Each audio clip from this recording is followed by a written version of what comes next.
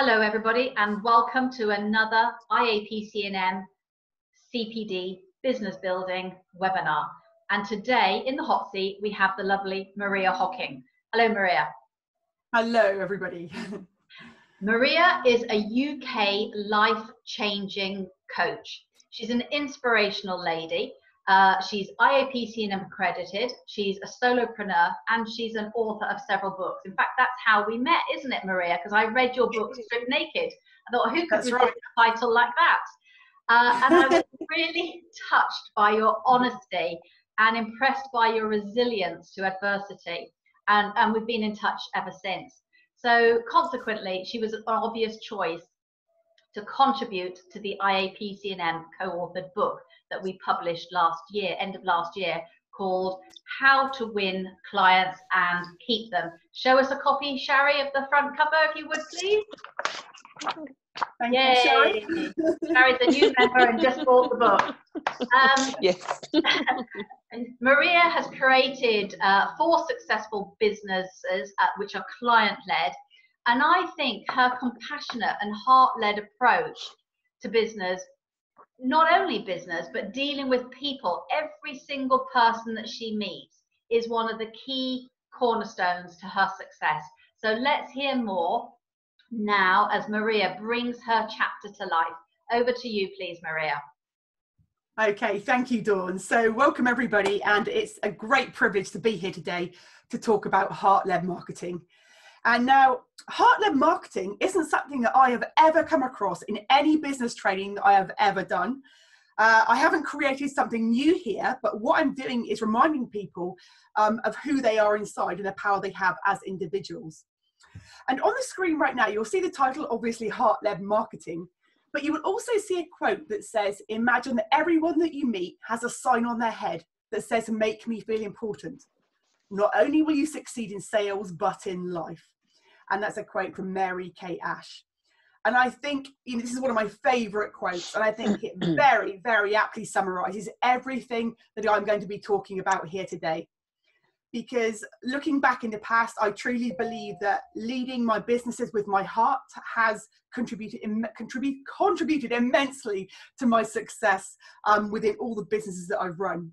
So today I'm going to be sharing with you the secrets and the strategies that you can implement straight away to start to win more clients, to keep more clients, and to get the life that you truly deserve. And so, like I say, heart-led marketing isn't something I've created. We all have access to this part of us. But the idea or the origin for me personally came many years ago. And on the screen, you will see a photo of me. And I was about 22 years old, very, very young. And at that point, believe it or not, looking at that photo, that was one of my lowest points in my whole life. In that photo, I'm actually wearing a wig because I had lost all of my hair. I was completely bald in that photo. And it was a time in my life where I had been stripped of my confidence, my identity. I didn't know who I was or why I was even on this earth. So I was literally at rock bottom. Going out became impossible for me, but I tried, and even going to the school playground, drop off my kids seemed like such a challenge because I didn't know what people are thinking about me. And very often I just wanted the ground to open up and swallow me, until one day. And I was standing in the school playground and a complete stranger came up to me, and bearing in mind I'm wearing a wig and I'm feeling really self-conscious. And this stranger looked at me with warm eyes, and I could sense her warm heart. And she says, I love your hair. She said, it looks amazing. So I love the colors, I love the style. You look amazing. And this was a complete stranger, and she just wandered off, and I don't think I've ever seen her since. But the impact that she had on me that day is one that I will remember forever. And I can remember feeling a sense of hope, a sense of joy, thinking that woman just made me feel like this with just a few words. And that, even to this day, continues to be my driving force to make as many people that I meet feel as important as I can, because I know what it's like to connect with a heart, and I know the power of our words. So that really was the start of heart-led marketing for me, though I didn't actually realize it at the time. And it started to become such a part of my life that it became a large part of my business development. And I'm going to share with you a lot more about that today. So, you know, when we first start in business or we're trying to win and keep clients, there are various mistakes that people tend to make. And I've made these mistakes myself, and I'm sure many of you have as well. But we believe often that the best website is going to create our success. You know, we may invest lots and lots of money, we may invest lots and lots of time trying to create the best website in the world. But you can have the best website, but if you haven't got the ability to connect with hearts, your business will not be a success. Now, this might be different for product-led businesses when the website really does count. If you're running a client-led business, then your website is important, but it is not as important as the way that you connect with other hearts. And a couple more mistakes that people make is believing that the shiniest business cards will make you the best business person and help you win and keep clients. Everybody loves a nice business card, you know, and I'm sure that you, like me, have been through the joy of deciding whether you want a glittery one or a rounded edge one or a square edge business card. But, you know, my business has been running so successfully for so long now that I don't even need my business cards anymore because my business runs from my heart. You can have nice business cards, but don't rely on them for success. And then again, the best business suit. We sometimes believe that the way that we dress, you know, will reflect our success. So that is not true. We can make a good impression, but that is not enough to win and keep clients and keep your business sustainable. And finally, on my last point there, is the biggest mistake overall is believing that external factors only will impact your success. The truth is, you have the biggest asset inside you, and that is your heart. And that is more important, and that will win more clients than anything else you will do. And I will explain how as we go through this webinar. So we all make these mistakes, but we learn from our mistakes. And I want you to remember that you have everything that you need inside because it's in here and it's your heart. And just some quotes here to sort of summarize what I'm talking about. So let me shrink this down. You know, wise words: you don't close a sale, you open a relationship. If you want to build a long-term successful enterprise. So yeah, amazing quote there. And another one here: how you sell matters. What your process is matters. But how your customers feel when they engage with you matters more. So true. So I'm hoping you're starting to grasp an understanding of the angle I'm coming from here right now. Business success, winning clients, is about heartfelt relationships. Okay. So let's talk about your biggest asset, your heart.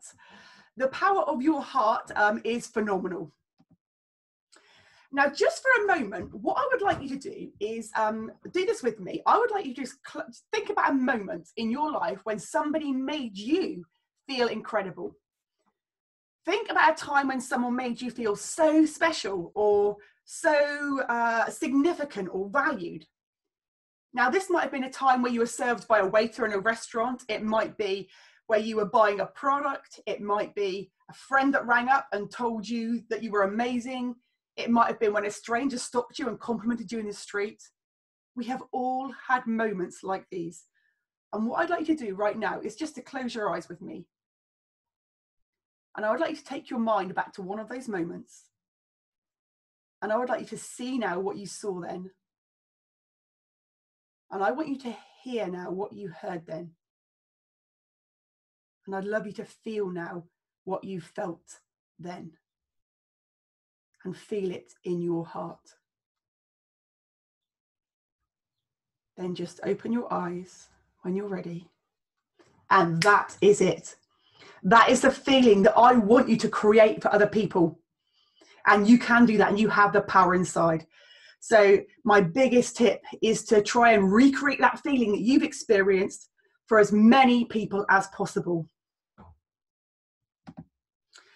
And when we think about this, you know, we want to connect with hearts, but I know that I made the mistake, and many solopreneurs make this same mistake with aiming to connect with as many people as possible when they're first starting out in business. And I'm sure, like me, you will have been to some network meetings or are thinking about going to network meetings. And I remember getting up at like 5 a.m. to drive 2 hours to go to breakfast meetings to connect with as many people as I could in this time. And, you know, that's a good thing to do. But if you go to these meetings or you go to these networking events and you try to connect with as many people as possible, you are diluting yourself. It's far better to connect with one heart at a meeting than be a fleeting thought in many heads. So my advice is to go to those business meetings and maybe take one business card and aim to have one powerful conversation that you connect with a heart, where you make an impact and you are remembered. So make it your mission to have one conversation, one definitely strong conversation where you connect with a heart. Because connecting with one heart will lead to multiple clients. We often make the mistake of thinking the more people we know and the more people we connect with, the more clients we'll get. That is true, but only if they're heartfelt connections. And I look back now at my clients, and many of the clients I have now could probably be traced back to original clients I had 14 years ago as a coach, and that's quite phenomenal. So never underestimate the power of connecting with one heart. And the impact, as I said, of connecting with one heart will last years and years and years. And just as if the story that I shared with you earlier, the story about me standing in the school playground and that stranger making me feel significant and valued, I'm still talking about that today, and that is 22 years later. You know, that's quite something. And if we treat the people that we meet well, and if we connect with hearts, then we can all have that same effect. So how do we do this? How do we use our heart more to connect with clients? Well, I've created the PAVE Solopreneur Success Model. And this comprises of 4 key elements that I truly believe have to be in place in order to run a successful business and to win and keep clients. Now, there are 4 elements, like I said, and the first one is passion. You have to have passion for what you do. The second is attentive. You need to be attentive. The third is vocal. You need to be vocal about what you do. And finally, you need to be exceptional. So in today's webinar, we'll be going through each of these components individually so that you can start to implement some strategies straight away to win and keep more clients. So let's talk about passion to start with. Now, when I read the definition of this in the dictionary, we kind of all know what passion is, don't we? But actually reading the definitions, this actually warmed my heart, because the Oxford English Dictionary described it as strong and barely controllable emotion, which I would agree with. But my own definition personally, it's a champagne in your veins feeling. And, you know, when you're passionate about what you do, it makes you tingle. It makes me feel like I've got bubbles running throughout my whole body, and those bubbles never disappear. Passion is so, so important. You must ensure that you have passion for what you do, because if you don't, it's going to be really, really hard to win and keep clients. Now, as you're sat there right now, I would like you to have a think about what level your passion is. If we grade this on like a 0 to 10, is your passion a 5, a 6, 7, 9 or 10? Because you need to be feeling like a 9 or 10 for what you do, or even 10 plus. 10, well done, Dawn. 10, Dawn's a 10. So yeah, you need to be at least a 9 or a 10, you know, and I think when you've got that, it never disappears. So when you have passion, you have all that you need. And the really important thing is actually, if you've got passion, the rest can be learned, and there's always a lot to learn, but you cannot learn passion. It's either there or it's not. So if you've got passion, you're on the right track. And yes, and you can go on your way to learn the other things that you need to learn. But yeah, never underestimate the power of the champagne in your veins. And so why is passion so important? Passion is contagious. It attracts clients. Now, there is a very good reason for this. Within our brains, we have something called the mirror neuron system. And these are a set of very specific brain cells that fire both when we carry out a behavior, but they also fire when we watch somebody else carrying out that behavior. So, for example, if you were eating ice cream and your close friend was watching you eat the ice cream, their brain would probably be lighting up inside as if they were actually eating the ice cream. And you may have experienced moments like watching the programs on TV, like there's one called You've Been Framed. I don't know if many of you are familiar with that, but it's like a bit of a comedy show where things go wrong. People fall off skateboards and trampolines.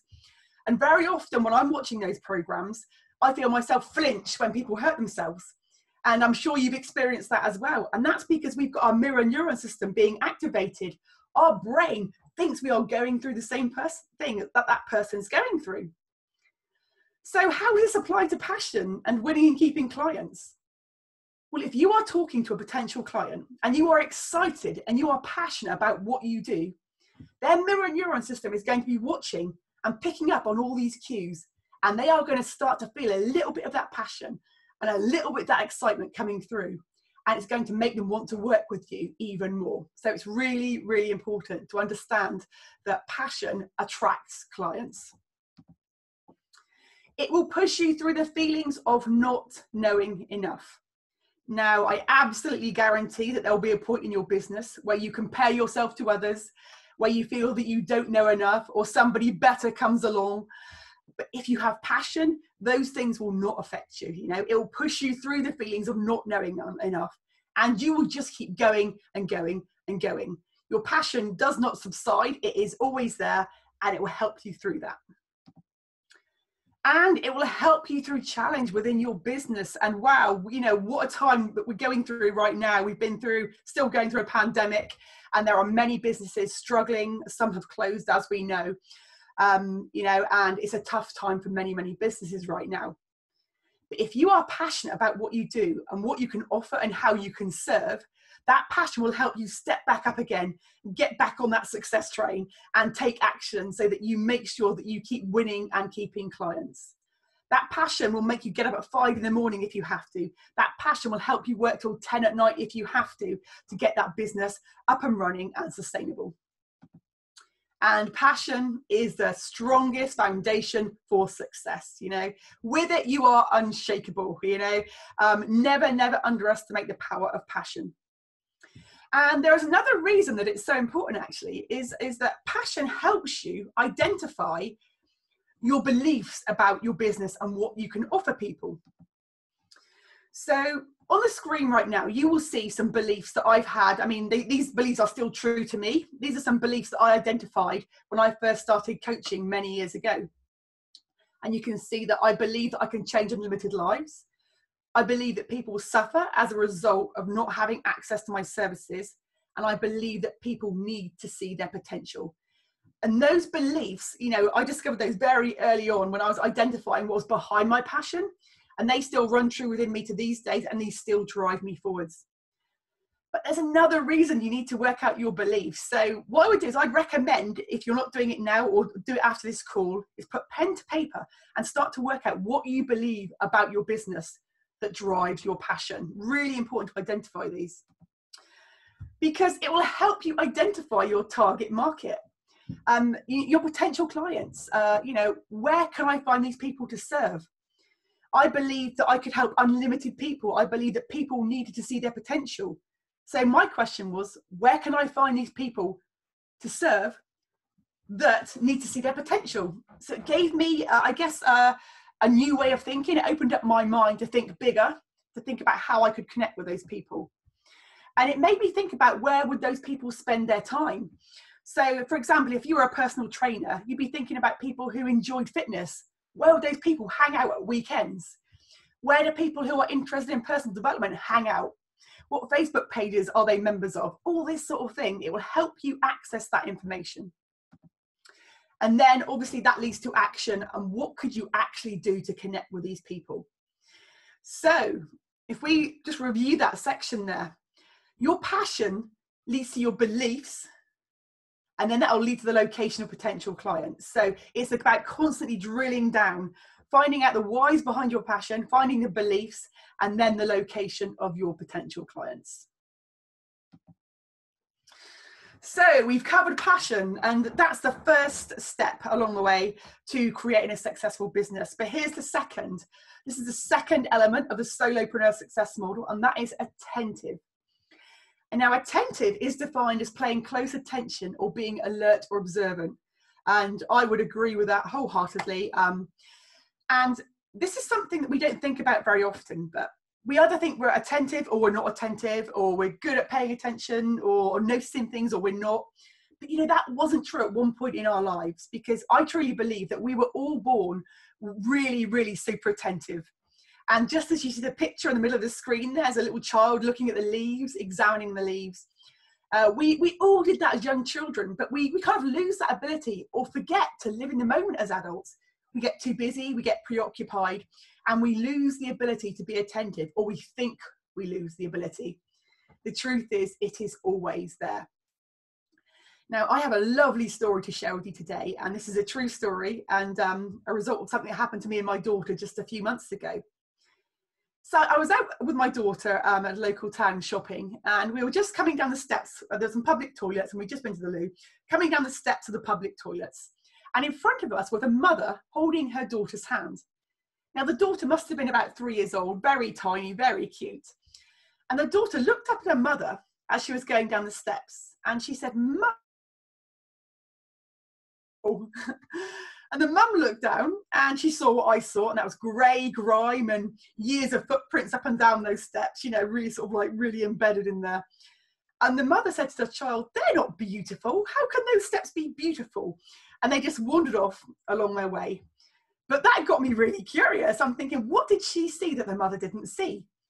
So I went a little bit closer to the steps and I looked down, and lo and behold, beneath the dirt and the grime, there was like this blue coloured lino, and within the lino, there were these little speckles of glitter all the way through. And this must have been what the daughter had seen, obviously. And, you know, in that moment, I was like, wow, you know, and the mother had obviously done what I probably would have done in that situation, not noticed the glitter, just walked down the steps. But this tiny little girl, this attentive little 3-year-old, had noticed this glitter that probably nobody else would have noticed in these steps. And so that's what I'm talking about, attentiveness. You all saw that glitter at one point in your life, and I would love you to start to see that glitter again. But how can you do that? Well, let's see. So to be more attentive, I highly recommend seeing everybody as an equal. Now, it's really easy to be intimidated by someone in a posh business suit.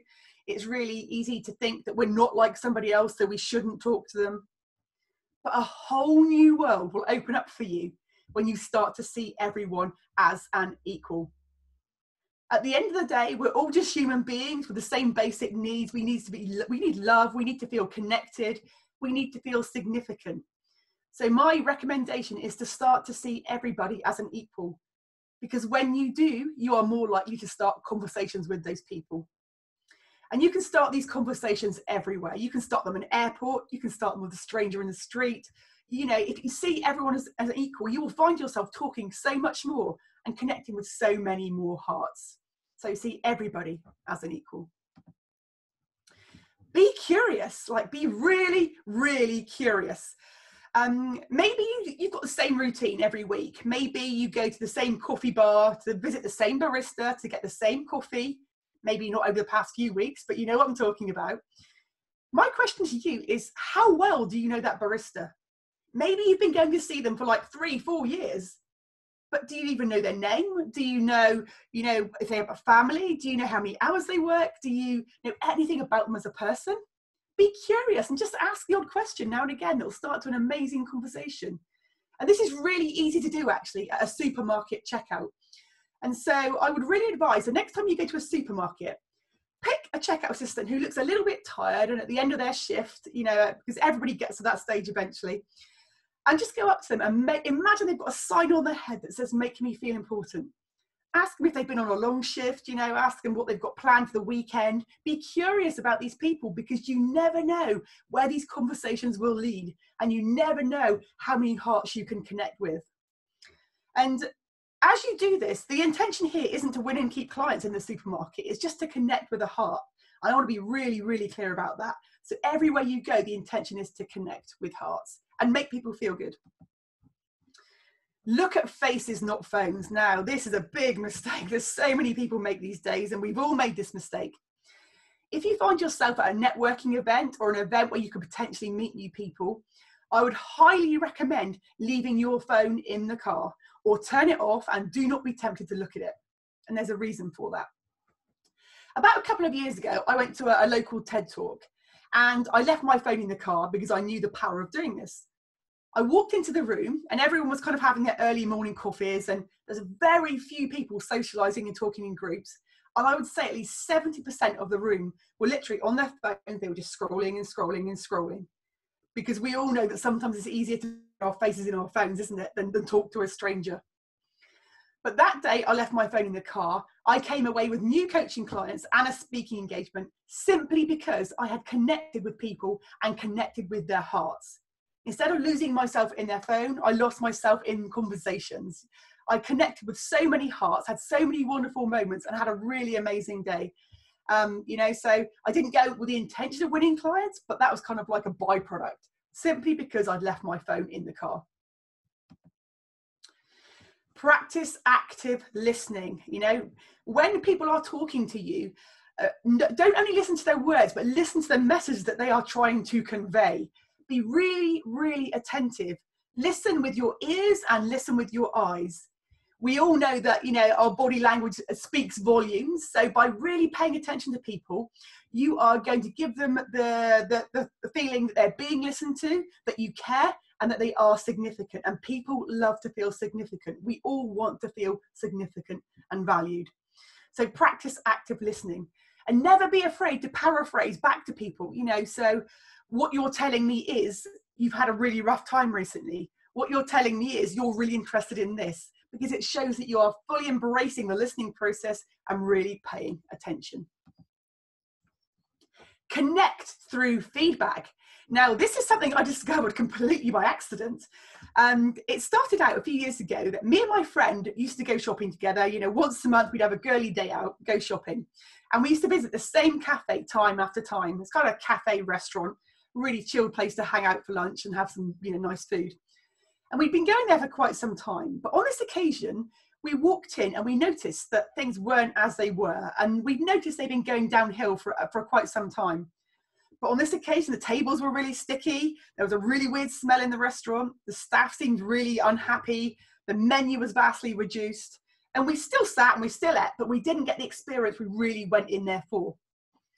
So later that day, I went home and I thought, if that was my restaurant and people were saying things like that about my restaurant, I would want to know, obviously. So I emailed the manager from a good place in my heart. And I said, we've often visited your restaurant. We love coming there. But things have changed a little bit and we don't know why, but I just thought I'd give you some feedback because, you might want to improve some things and make it better for people who are coming in. And I didn't know the reaction that I was going to get from that email, but like I said, it was sent with a good heart. And later on that day, I had a response from that manager saying, thank you so much for that response. And I think I actually put the reply in the How to Win and Keep Clients book. So if you get a copy of that, you'll see it in there. But he was really appreciative. And then because he saw my email signature, life changer, life coach, he said, how do you feel about coming in and delivering some staff trainings to motivate our staff and increase our staff happiness? And so I did. And from that, I got staff training, I got extra clients, simply by giving feedback. So I would really recommend connecting, two hearts via feedback. And I'm not just saying look out for the things that are wrong, but if you get really great service somewhere, email and tell them how great it was, how amazing it was. Make an impact, because you can even connect with a heart through email. And make it a part of who you are. Like I said, it was a part of who you were many years ago. As a small child, you were highly attentive. You looked at details. You were starting conversations all of the time. Just go back to who you were always meant to be. When you practice attentiveness, it becomes part of you, part of who you are. You don't even have to think about it anymore. It just becomes what you do every single day, wherever you go. And here we go. The next element of the solopreneur success model is vocal. And the dictionary defines this as made by the voice or relating to the voice. My interpretation is using your voice within to be heard so that others don't go without. Very, very important. And why is it so important to be vocal within your business? There are so many reasons. You need to be heard, and you need to be constantly working on raising your volume. And you can do this both through spoken and written word. Now, one of the best investments that I ever made was to invest in speaker training. So many people are terrified of public speaking, and I get it because I've been there, but I know that you can overcome it. And when you invest in speaker training, you will be able to connect with so many hearts at one time. You'll be able to speak to hundreds, if not thousands of people and connect with hearts and make an impact. And if you don't know much about speaker training, you will learn strategies such as using different areas on the stage space to elicit different emotions within people. You will learn to use your body language to make people feel something. You will learn to use stage anchors to help people feel those emotions and feel your passion and feel what you want them to feel. So I would highly recommend investing in speaker training. It will be the best thing that you ever do, because that allows you to speak to as many groups as possible. And I highly recommend this. To raise your volume, I would research community groups in your area. I would research groups further afield. I would research groups where people who might be interested in your services might be gathering, and then connect with those groups. Send an email, make a phone call, even offer to speak for free, because that's what I did in the early days. I spoke completely for free to many, many groups, but I touched a lot of hearts in the process. And I've got a lot of referrals over the years from the people that I've spoken to completely for free. So it's worth doing for free. Share regular content on social media. Now that might seem really obvious, and lots of you might be doing this already, but you know, social media is a great way to connect with people. It's completely free. You know, you get to connect with a very large audience very, very easily on social media. And if you're posting on social media, what I would recommend remembering is to connect with hearts. Don't just like put any post up there, but what can you put on social media that is going to make people feel something? What can you post that's going to make them feel something with their heart, that's going to make them remember you, that's going to make an impact? Because when you make people feel something on social media, they are the posts that get shared. That will increase your chances of winning and keeping clients, obviously. The next one now, use Twitter to connect with journalists. Now, I'm going to be really super honest with you. I used to really despise Twitter. I thought it was very cutthroat. I thought it was very abrupt. I thought it was very harsh. And I thought, oh, that's not me. But actually, now that I've learned to use it really properly, I totally see the benefits.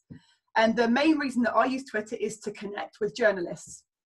So I would really recommend investigating the journalist request sites that are out there. Personally, I use Journo Request, and I've had some success with SourceBottle as well. And now wherever you are in the world, they might be different. Some might, be global. I'm not quite sure, but the ones that I've had most success with are SourceBottle and Journo Request. Now, what these are, they are just simply platforms that journalists use to connect with people who might have the information that they need. So the way that Journo Request works is that every day, because I've registered, and this is all free, every day at about 3 o'clock, I get an email. And on this email, there are lots of journalist requests. Some might be looking for experts in education, mental health, well-being. There's lots and lots of different categories. And so every day at 3 o'clock, I will just quickly scan that email and look for an opportunity to be able to speak about how I can help or what I do. And I have had immense success with this. I've been featured in some major publications, some major newspapers, simply by using this service. And I think what I've learned personally is you have to be quick with this, because if you check a day later, that journalist will already have had 100 replies from other people, and they are not going to trawl through a list of 100 people. So if you can be quick, and if you can be one of the first ones to respond, sort of very to the point, this is how I can help, this is what I can do, you'll often get a very good response. It doesn't always work. I don't get opportunities every day, but I will definitely say I get at least 3 or 4 a month. So if I'm really on it every single day and checking, so I'd recommend using that. And there was one on SourceBottle actually, and that's SOURCE, SourceBottle, that I got once, and they were advertising for a journalist was looking for somebody to help with a travel company, well-being on holiday. And that's not exactly what I do, but I'm into well-being, so I thought I can probably help here, connect with that journalist. And then that got published it was Hayes and Jarvis Luxury Travel actually. So all these things, are linked back to your website. All these things are valuable to do. So definitely use Twitter. And build relationships with local journalists. Never underestimate the power of your local journalists. I would highly recommend connecting with them, offering to write articles for them. And it depends what field you're in, but what I do is I look for days, world days, that are applicable to what I do. So World Happiness Day, World Kindness Day, for example. I'll know when they're coming up because they'll be in my diary. And then I'll write an article for the journalist and I'll send it to them 2 weeks before, saying, did you know it's World Happiness Day in a couple of weeks' time? Would you like this article? And more often than not, these things get published because journalists need content and they need stories and they need knowledge. So, you know, create your own articles. And if you find yourself, you're not very good at sort of writing, then just drag a friend in to help or get somebody who can help you. But get those articles to the local journalists. And I have had before a story published in the local papers and it was actually picked up by a national paper. So, you know, they do look and they do connect. And finally, write for others. Now, I have got a really great example of this here. Now, this magazine, it was published in April, where was it? Oh, April 2018. And this is Happyful magazine. And you'll see this in every major supermarket. It's actually a really great magazine. And it's devoted to mental health, as you can see at the top there. But you might, I don't know if you can see this, but here we are. On the front, it says, there's Alexandra Burke. This is my claim to fame. And it says, with every clump of hair that disappeared, I felt I'd lost part of me too, Maria. And this is my story. And how did I get on the front cover beside Alexandra Burke? And this did promote my business, which I'll explain in a minute. Well, if you look here, I've got a whole double-page spread in Happiness magazine, which mentions my book and my business and my coaching here. And all that I did to get that feature was I didn't even connect with a journalist or anybody for this. I literally wandered into my local supermarket. I looked for the magazines that might be interested in what I could write or my story. I connected with the right people, the editors of this magazine. They loved the story. They published the article. And obviously, within the pages, it shows that I'm a coach and that I'm an author. So massive publicity, completely for free, just because I wrote for somebody else. And you can do that too. You know, look through the local supermarkets, look at the magazines that you could potentially contribute to. Look for newsletters in the local community that you could maybe give some of your advice or wisdom and contribute in that way. Or write for other bloggers. There are plenty of people that you can write for. And all of these things, all of these points here will help you to raise your volume so that people can hear the words that you have within so they don't go without. And here we go, finally, the last element of our solopreneur success model. And this is, you have to be exceptional. Now, the Merriam-Webster Dictionary defines this as well above average or extraordinary. I define it as providing the most positive, memorable experience so that your client will remember it forever. And we all have the ability to provide these experiences for our clients. Now, there's a bit of a funny picture on the screen right now, and this stems from a conversation with a colleague of mine a few years ago. And I was talking about what avenues should I go down as a coach, and there were some new opportunities that I had, but I couldn't do them all. And we were talking about, I guess, my ability as a coach and his ability. And he said to me, he said, Maria, you have to realize, he said, you are not vanilla. He said, you are the ice cream that is a multitude of flavors. You're the chocolate sauce, you're the raspberry sauce, you're the nuts, you're the cherry on top. You are the bee's knees of coaches.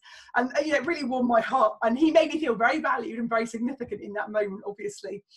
But here's the choice, you know, if you can choose to be plain vanilla, and there's nothing wrong with vanilla ice cream, I hear you shouting. But why would you be vanilla when you can be all the nuts and the cherries and the multitude of flavors, you know? Be the most memorable experience that your client has ever had. Be the ice cream with everything. How can you do that? I hear you. Well, to be exceptional, I would like you to over-deliver. Go way above and beyond what your clients ever thought they were going to get from you. Over-deliver always. And you will see that I've written Be More Pierre on the screen. And the reason that I've written Be More Pierre is because I've got a lovely story about a waiter called Pierre. And this goes to prove how important being exceptional is. A few years ago, me and my husband were on holiday. It was down in the south of France somewhere. And we were walking along the road and we came across this restaurant. It was a really hot day. So we just wanted to go in. We were hungry. And we opened the door and we walked in. And from the minute we walked through that door, we were treated like gold. It was the most memorable experience of my life. The waiter, he was so charismatic. He warmed and connected with us. He showed so much interest in us. He took us to our table. He didn't ask us what we wanted to eat or what we were interested in eating. He asked us about ourselves. He said, where have you come from? Do you have family? Are you enjoying your time here? And he must have spent about 15 minutes with us just talking about those kind of things before we even got around to the menu. And he made us feel so significant and so valued and so important. And I looked around the restaurant and he did the same thing for absolutely everybody in that restaurant. And he added joy. You know, there's such an atmosphere there. People were having such a good time. He was making people smile. Everybody that left laughing or with a smile on their face. All because of one man called Pierre. It's kind of like the Pierre effect. So always remember to over-deliver, go way above and beyond. You know, don't just provide a service, provide a memory and experience. Now, this one, tell their truth. If you see it, say it. Now, how often do we hear things about ourselves that are really good? How often do people tell us we're amazing? How often do we actually really fully recognize our talents or our skills? Now, I'd like you to start noticing the talents and skills in other people. I would like you to start seeing the potential in other people. If you see something amazing in somebody, don't just think it. I want you to, if you see it, you say it to them, because nobody else will. You can lift someone's day and you can literally make their day, maybe even lift their life by telling their truth. If you see it, you say it. If they're really good at what they do, if you spot they're doing a really amazing job, say it. If they're a really great waiter, tell them how amazing they are and what an amazing experience you had.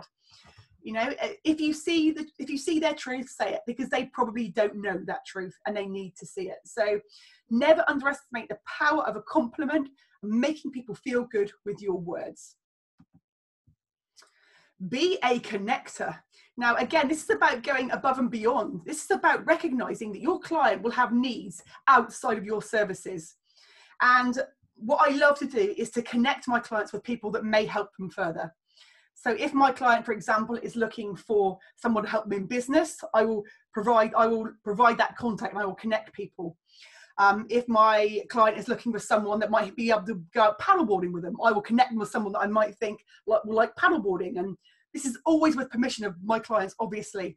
I have even connected my coaching clients together romantically, you know, and so there has been love that's blossomed simply by me being a connector, because I see one person, I see somebody else, I think, wow, they'd make an amazing fit. So I ask for permission and they actually, hook up and have a lovely time. So, you know, never underestimate the power of what you can do. Take it outside of your business, outside of the realms of what you do for business, and see if you can be of service in any other way. Listen and ask outside. Now, Pierre was a great example of this. You know, if we are listening to our clients, or we often have the conversation just about, you know, either coaching or about personal training, or whether it's about something else or business development, we're talking about that, but ask outside of that conversation as well. Get to know more about people and their families, where they like to go on holiday, what they love to do. And there's a great chance to practice this is at network meetings. You know, find out more about the people. You don't want to find out just that they're a lawyer or a doctor or a teacher or a mother. You want to find out more about them as individuals. So ask outside the realms of the initial conversation.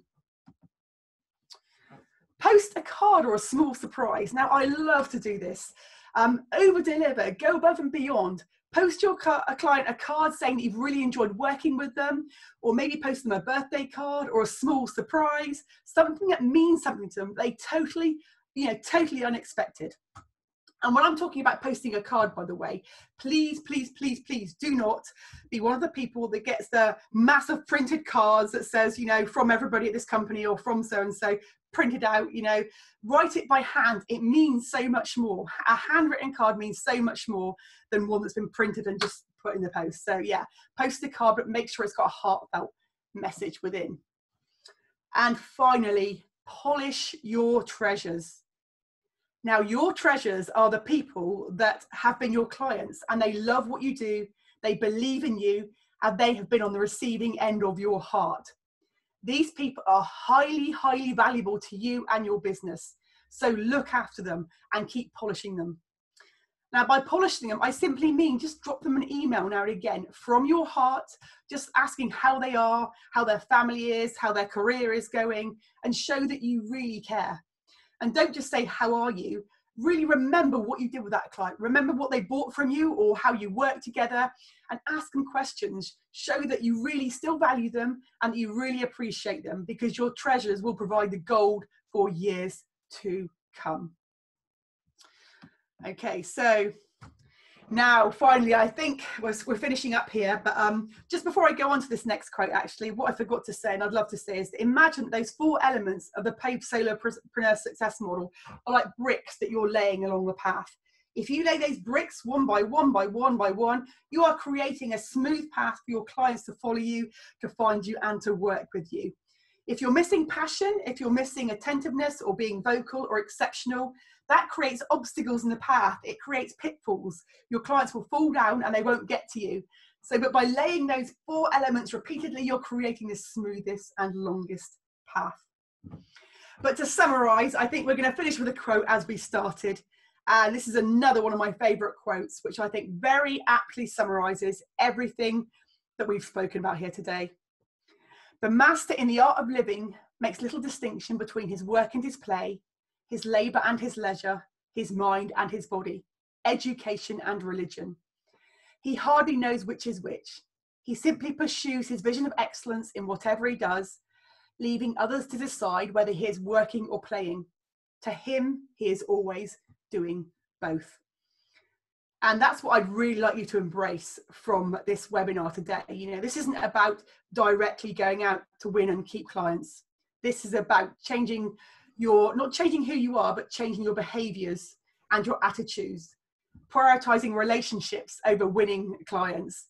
Because when you prioritize your relationships and when you connect with hearts, that will provide the strongest foundation for your success. You will find yourself with endless clients, endless joy, and a very, very happy life. And just before we finish, obviously you can find the content of this webinar in the book, How to Win and Keep Clients, and this is available on Amazon. But if you're watching this webinar today, and for the first person to contact me via after this webinar, and you can contact me on the web address being displayed on the screen right now, which is mariahocking.com. Oh, Sherry's back. Sherry's back. Sherry, have you got a copy of the book there? You could just hold up for me. So this is the book. You can get it on Amazon, but the first person to email me after this webinar to tell me what you took from this webinar will receive a free copy of that book in the post. So I hope you've enjoyed this. It's been a delight talking to you, and I hope that you are going to take this information and use it to create a better business as a better person. Thank you. Wow. Well done, Maria. That was a fantastically executed, enjoyable presentation. I normally, when I'm writing to my VA and I'm mentioning a PowerPoint presentation, I go PPP. I'm going to add an extra P, passionate PowerPoint presentation. Now it's going to become 4 Ps. That was excellent. The wig was great, by the way, so I can understand and relate to that comment. And when you had us close our eyes, I had a similar experience, well, only in so much as it was about hair. I used to have very long hair. I was on the beach in Spain, and this woman came up to me and said, I hope you don't mind me saying, but you look like an angel. So the sun was setting, the waves were crashing, my blonde sort of locks were in the wind. And you're right, it changes you, it lifts you, it makes you feel warm and fuzzy and bright and happy, you know, to receive a compliment. And there's something in some cultures, particularly maybe very British, stiff upper lip, you know, we don't tend to be very good. We're not like the Northern Europeans, the Southern Europeans, who are very complimentary. So well done, Maria. That was fantastic. And I've got 3 pages of notes here.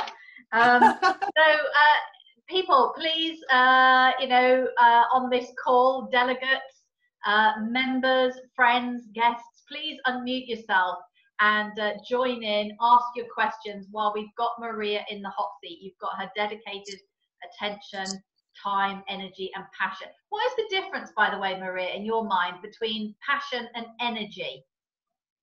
Passion and energy, that's an interesting question, actually. I think energy comes with passion, for sure. But I think actually it's all, for me, thinking as you're speaking it, it's authenticity. If you've got passion, the energy is authentic, if that makes sense. Without passion, if you're trying to be energetic, and we've all seen this, you know, like maybe a really bad salesman, for example, you know, this is a really amazing car. Yeah, and you just don't quite feel the passion. So I think for me, it's definitely authenticity. Not sure if I'm answering this in the right way, but yeah, passion, the difference between them, they come together, but you have to be passionate to have the authentic energy, if that makes sense. So, yeah. I mean, what are your thoughts on that, Dawn? Or Sherry, actually. Sherry, and Nina's there as well. Well, no, I agree, because I don't think you can have the right kind of energy if the passion isn't behind it, because that's going to fuel it, isn't it? And you can see through it. So when you're talking about heart connection, you're not going to connect with people, are you? No, exactly. If you just have energy, because you're going to look to, well, what's in it for you rather than what's in it for them. Absolutely. Yeah.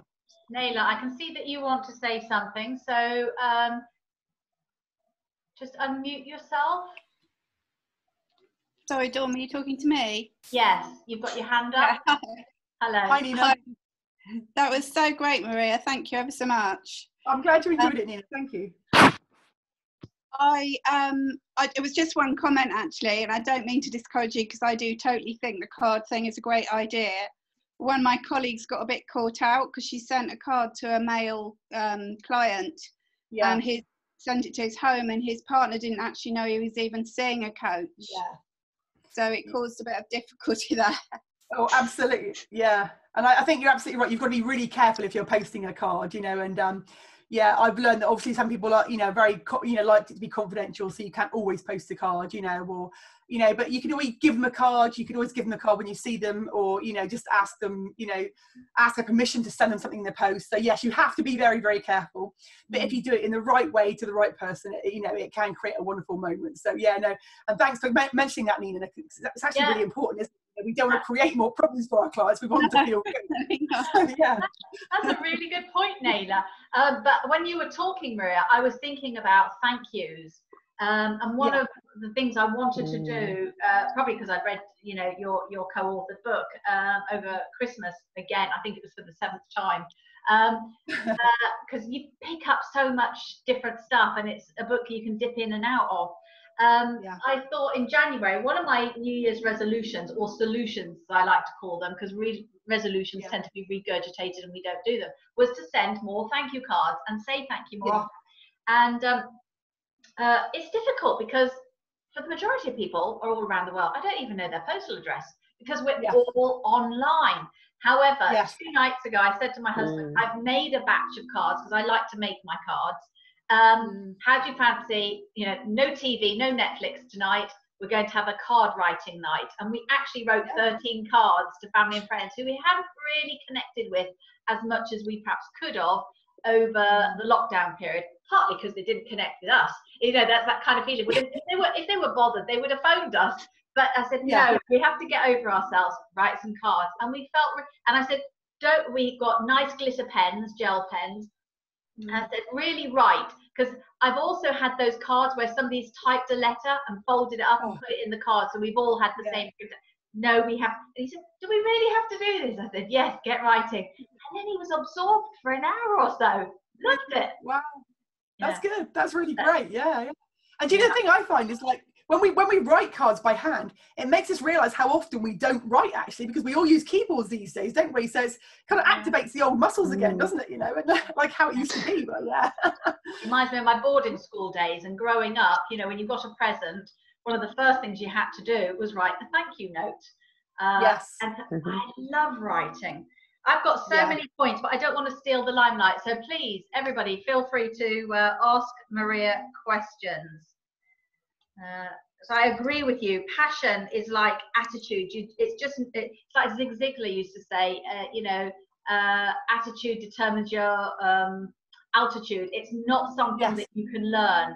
And being in a recruitment background, I always used to think if they had the right attitude, I could train anybody to do the job, but not the other way around. Exactly. Yeah. I firmly believe that. You know, if you've got passion, you've got everything that you need, and the rest can be learned, as I said. I'm not surprised to hear that you've been on speaker training now that I've heard your presentation. I mean, you are not shy, Maria, let's face it. No. And you're very good at raising the volume of your voice. Yeah, it's my I was husband thinking for those people who are shy, you know, perhaps another point that you can put on the slide about the V was, you know, become a co-authored author. I know you said write for other people, but mention, you know, co-author opportunity. However, that comes with a caveat, doesn't it? Because when you're an author, you get invited to speak. So that's right. Complete circle. Because you've had lots of speaking engagements because of this as well. People saying, tell us more about PAVE. Yeah. Have you trademarked that, by the way? It's amazing. No, I haven't. Yeah, I haven't actually, but I think I should do. Yeah. So I've got a blog on it. The IAPC. Oh, have you? I'll check that out. I will check. Yeah, that out. But at the very least, you've got it copyrighted. Exactly. Yes. Yeah. Come on then. So, Mitzi enjoyed it too. Oh, is that your dog that I saw? Yeah, oh, I see. little Jack Russell. Oh. Oh. Okay. So what did any of you take from the webinar? Sort of, anybody else, Anina or Shari there, or anybody else online? What have you taken from this webinar that you think will be most valuable to you? Maria, I think. Sorry. Maria? Maria, sorry, I just had one more question, Maria. Oh yeah, sorry. Yeah, carry on. I just wondered if there's any specific tips you've got for making heart connections with people over Zoom. People over Zoom, yeah. I mean, you can still make those. I mean, there was an example of I made a heart connection with somebody over Zoom this week, and what did I do? It was a potential client that was thinking about booking in with me, and we had a short sort of consultation.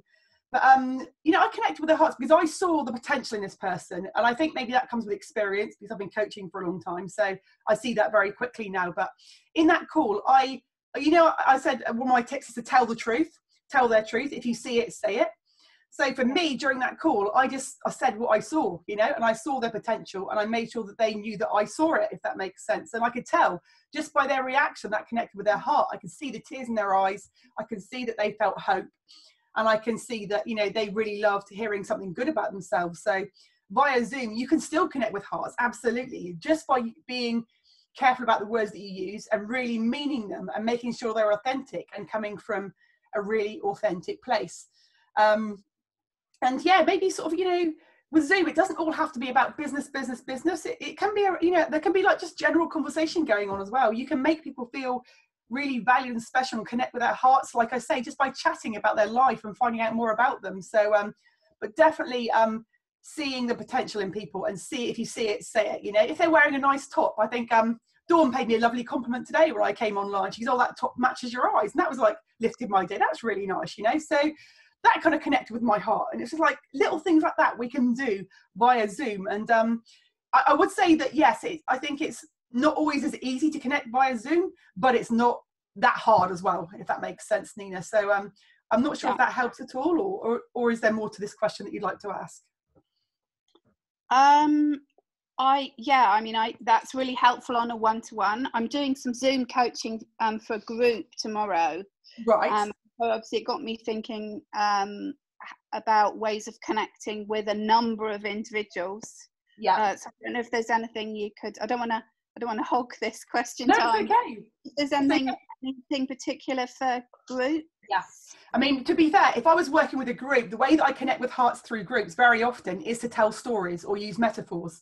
So you'll notice that today that I told my story, and I tell that quite a lot actually. And so I will tell a story, either one of my stories or a story about another person, or even an inspirational story, or something that will impact all of those people or mean something to them.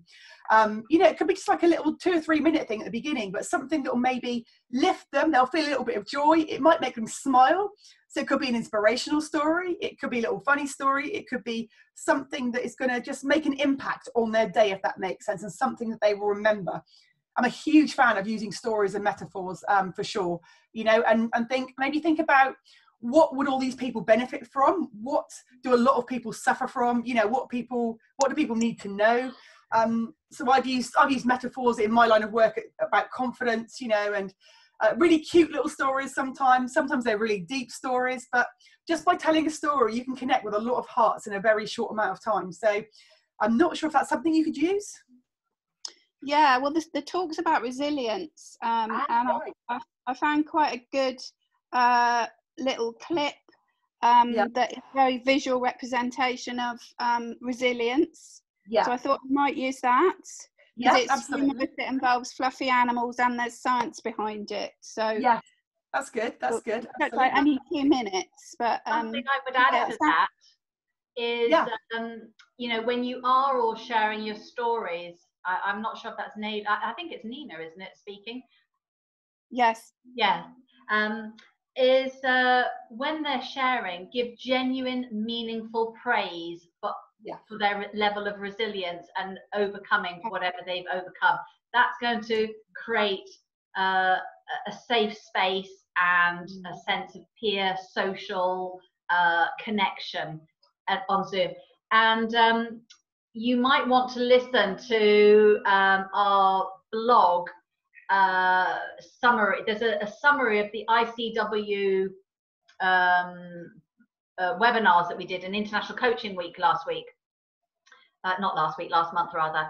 And there's an expert speaker on creating effective virtual group conversations. She did a 2-part. There was Tuesday and Thursday. That's Jennifer Britton.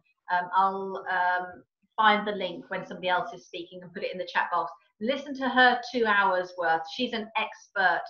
She works for the UN. She used to work for the UN as a diplomat, I think. And she now teaches all over the world, creating effective virtual conversations. But I think it's really about respect, isn't it, Maria? Like you said, it's treating everybody as an equal and making sure, as the facilitator, you bring them all into the conversation.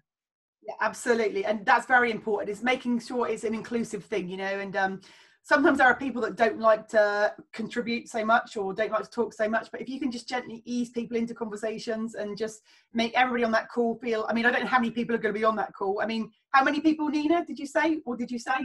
It's somewhere between 12 and 15. Oh, that's a nice number to work with, though. That's a nice number, because you can make quite an impact, you know, even individually. They're a team that work together all the time, so that's good. I think they've got. And what I would also be doing is maybe even sort of when I work with teams, sometimes I don't know what type of environment this is for you, but I would actually share this knowledge about making people feel important with the actual group, so then they can make each other feel important, so then they can start to complement each other more, so they can almost go on to, you sow the seeds and they then go on to bear the fruit, if that makes sense. So maybe even educate the group that they have the power to do this to each other within the group, or if they're working in breakout rooms, that sort of thing. So education is very important, actually. And, you know, I love to share that first quote with a lot of people on the beginning of this webinar. You know, I imagine that everyone has got a sign on their head that says "Make me feel important," because it's an immense life skill to have that can literally change lives. So I would be educating the groups I was working with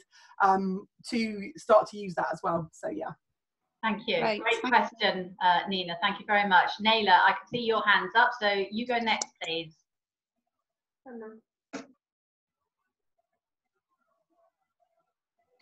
Hi, I know you keep including me, Dawn, in the conversation, but I think you've named other people and named me instead. Yeah. I just thought I'd just let you know. Sorry? But thank you, Maria. Can you hear me? Yes, I can hear you. Yes. Oh, yeah. Yeah, thank you, Maria, for today, because you've reminded me that a lot of the habits that you talked about, I do have, and I feel like sometimes, like you said, you just forget that you have them. So I really appreciate today's seminar, actually, that it's just reminded me that I should use them a lot more and not worry about it too much, because I do get told, oh, you're being too passionate, or maybe you're showing your heart too quickly. Yeah. So, it's been a nice boost today. Thank you. I'm really glad that you've enjoyed it. And, you know, and from my experience, the people that say you're too passionate or you show your heart too quickly, I often find they're the people that may be a little bit afraid of showing theirs, you know, so they could be a little bit envious of what you have, you know. So I think born with natural skills and talents, you know. I'm a very natural empath. I show my heart very, very easily. And I used to think it was my worst possible thing, but now I realise it's one of my best possible traits, you know. And when we really embrace that and fully use it, then yeah, we can make an incredible difference to people's lives. So I'm glad thank you. really glad you enjoyed it today. Yeah, I did. Thank you so much. You want to ask a question next? And then we'll have to start wrapping up because we've run out of time, I'm afraid.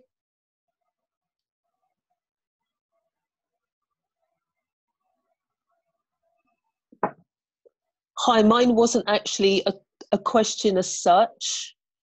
It was that I really found, you know, the biggest takeaway or surprise for me was Twitter, because like Maria started in the conversation, I've always avoided Twitter because I found it too aggressive and trolling and all of that kind of thing. And I never actually realized the benefits, but that journal request that you were saying, and then the source bottle. Yeah. That was invaluable. What a great way, a different way to connect, isn't it? Absolutely. And so that is my biggest kind of like wow takeaway. That's good. That's good. You know, and I'd recommend getting on there as soon as possible. And there are many other platforms as well. I can't remember them all off the top of my head, but there are literally so many. But my biggest success has been with journal requests for sure. So yeah. Yeah, because I would have avoided Twitter, and I just didn't really see the point of it. Absolutely. And what I will say, actually, it's just a little thought there, is that, you know, if you see these requests on Twitter and you don't think that your skills are directly applicable, but you might be able to help, even offer to help for those, because a journalist might remember you for next time when they need, you know, a topic, you know, a writer about mental health or something like that. So, you know, I've contributed to so many things, not all directly related to what I do, but take every opportunity you can get on Twitter if it could be valuable to you in the future, for sure. Yeah, no, amazing. Thank you. Okay, I'm glad it's been helpful. All CPD calls is with 60 seconds of silence, just writing in the chat box, what is your 1, 2 or 3 top takeaways from this that you are going to put into action, because we know 10 minutes after the call you're going to be 90% likely to remember what you've learned, and in 10 days time you're only 10% likely to remember what you said you were going to do. So just take 60 seconds now very quietly just to reflect and pull your mind map together of all the things that you've jotted down, either personally or in the chat box, and just commit, have that intention, you're going to take those actions and do them.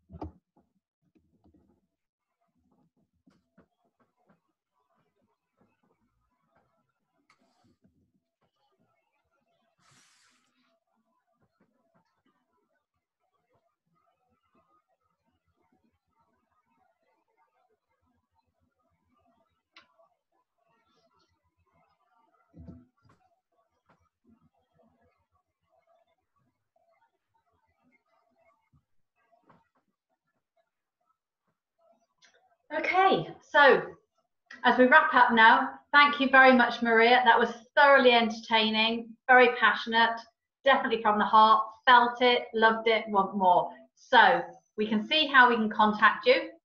And obviously you've got an entry on the IAPC&M directory website as well, and people can buy the book from Amazon, and you're giving a free one away anyway. That's right. So plenty of opportunities. So thank you for everybody's questions and participation. Wherever you are, whatever time you're listening to this around the world, make sure What you do following this call is heart-led. Thank you very much, Maria. Thank you. Bye, everybody. Bye-bye, everybody.